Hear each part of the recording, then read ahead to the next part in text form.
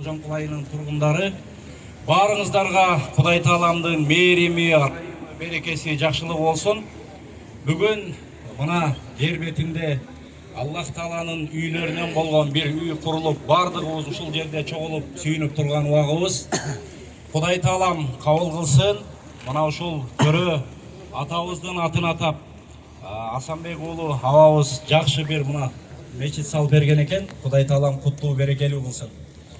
Мечитти ыйык китебибиз Кур'ан-ы Каримде Аллах Субханаху ва Таала өзү баяндап айткан: "Иннама я'муру масажидаллахи ман амана биллахи вал яумил ахир ва акамас-салата ва атаз-зака ва лам яхша иллаллах."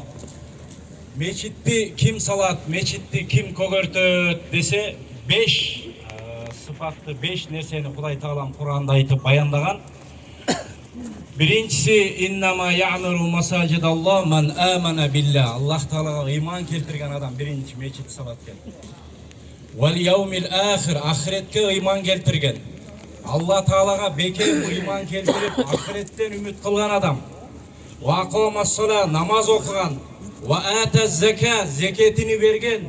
Ва лам яхша иллаллах, бир гана Кудайдан корккон адамдар ушинтип жер бетинде Аллах Тааланын үйүн салат деп Кудай Таалам ушинтип 5 сыпат менен сыпаттап койгон. Чында эле чынында дүйнөдө көптөгөн адамдар бар. Балким ушул мечитти салган ажакелебизден да бир канча эселеген байлар бар.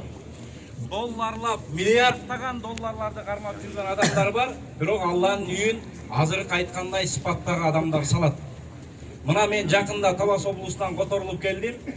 Талас облусуна центральный мечит салабыз дегенде мен бир канча адамдардын миллиард деген доллар кармап жүргөн адамдардын эшиктерин каккам. Ушинтип биздин мечитибиз бар, центральный мечитибиз. Эскилиги жетип калды. Бир заманба борбордук, облустук мечит болот. Кааласаңыз сиздин ата-энеңизге атыны берейли ошол мечиттин деп бир канча байлардын, айттым го, доллар менен миллиарддап акча кармап жүргөн байлардын эшигин каккан мезгилде кээ бирлер мен ушул маселени ойлонуп көрөйүнчү деген жоопту айтканда. Бирок аларга насип кылбады. Арабыздан бир жөнөкөй, карапайым элден чыккан жакшы бир момун мусулманга насип кылды да ошол мечит. Бул мечитти ошондой жанагындай ахиреттен үмүт эткен, Алла Таалага чында ыйман келтирип, бир ахиретим үчүн сооп иш жасайын деген адамдарга ушул нерсе насип кылат экен. Анан пайгамбарыбыз хадисинде айткан: "Ман бана лиллахи масжидан баналлаху лаху байтан фил жанна." Ким Алла Тааланын ыраазычылыгы үчүн, адамдар көрсүн үчүн эмес, бирөө айтсын, бирөө десин деген нерсе менен эмес, Аллах Тааланын ыраазычылыгы үчүн жер бетинде Алланын үйүн кура турган болсо, ага Аллах Таала кыяматта касырларды коет экен, бейиште касырларды коюп коет экен. Мына ушундай болуп ушул авамдын кырган эмгегини, кылган кызматыны, курган мечитине Кудай Таалам куттуу баянды болсун. Ушул Чүй облусуна эмес, Бишкек шаарына эмес, бүтүндөй Кыргызстан жерибизге, ушул жерге жакшына кызмат кылган көп каарылар, мына Элдияр Каракебизде азыр Куран окуп берди, каарылар чыксын. Мына устаздарыбыз отурат, Абшүкүр Дамла баш болуп, ушундай Абшүкүр Дамладай улуу устаздар ушул жерден көгөрүп өсүп чыксын. Ушул жердин бардыгына, Чүй облусуна, ушул Кожомкул куттуу берекелүү болсун. Бардыгыңыздарга ушул жерге келип кылган дуа тилектериңиздер кабыл болсун. Мечит өзү эки нерсе менен курулат деген. Биринчиси мына сыртында биз көрүп турган мына ташы, куму, кышы ушул нерселер менен. Экинчиси маанавий жагы бар. Маанавий жагы кандай болуп курулат десе, ушул жамаат ушул мечиттин ичине толтурушубуз керек. Кудайыма шүгүр, мечиттерибиз көп болуп атат. Бирок ичини толтурайлы ушуну.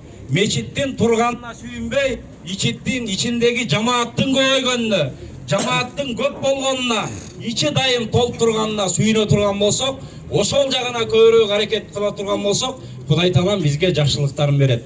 Анда эмесе кийинки сөздү Бишкек шаарынын казысы Шакир Каз Дамлага беребиз.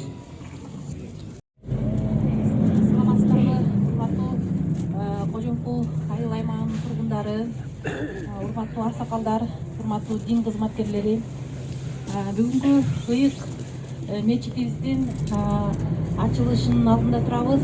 Баардыгыңыздарды ушул мечиттин ачылышы менен чын жүрөгүмөн куттуктайм. Эми бул мечитте айтылган баардык дубалар кабыл болсун.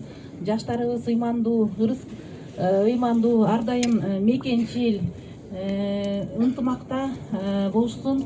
Ал эми коомубузда сабырдуулук